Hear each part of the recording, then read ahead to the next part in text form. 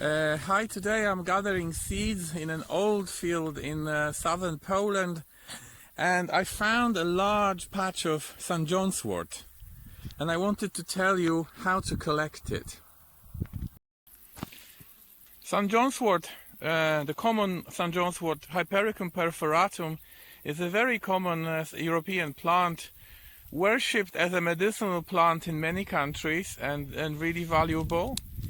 And people use it either as an infusion, decoction with oil or alcohol, as tincture, and it has different properties when you extract the flowers with alcohol or oil, and different with water. So all this famous antidepressant activity, you would get it mainly with alcohol or with fat, but not when you infuse it.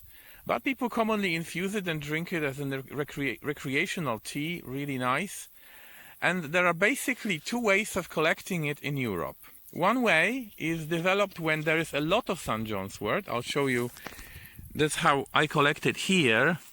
I collect the whole tops. Yeah, use a knife, cut the whole top. It's important to have a sharp knife. I always carry some small sharp knife to cut herbs. And then you can collect a lot very quickly. But there is a different method used in places where there is very little St. John wort. For example, I learned it in working on Croatian islands in Dalmatia. Sometimes islands are very small and you have very small resources of plants. And people are very careful with them and really respect them. And one lady told me that in their village they would collect only the flowers, because in this way you don't damage the plant.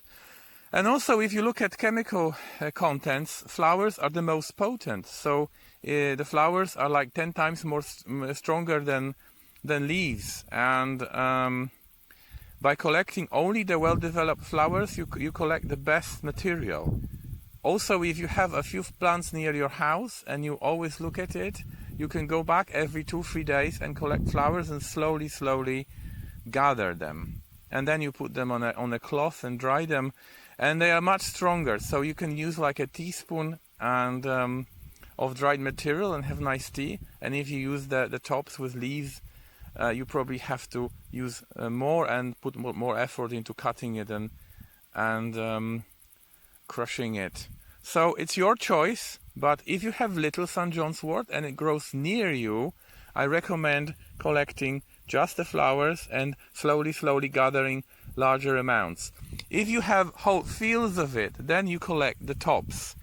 And people cut St. John's wort in two places. Some people would cut it quite low, but please don't cut it at the bottom, because St. John's wort hates cutting. So if you cut it down, you don't destroy the plant, but you really weaken it by half, because it only has what's stored in the roots. And a lot of collectors collect it like where I hold my hand, 15 centimeters from the top.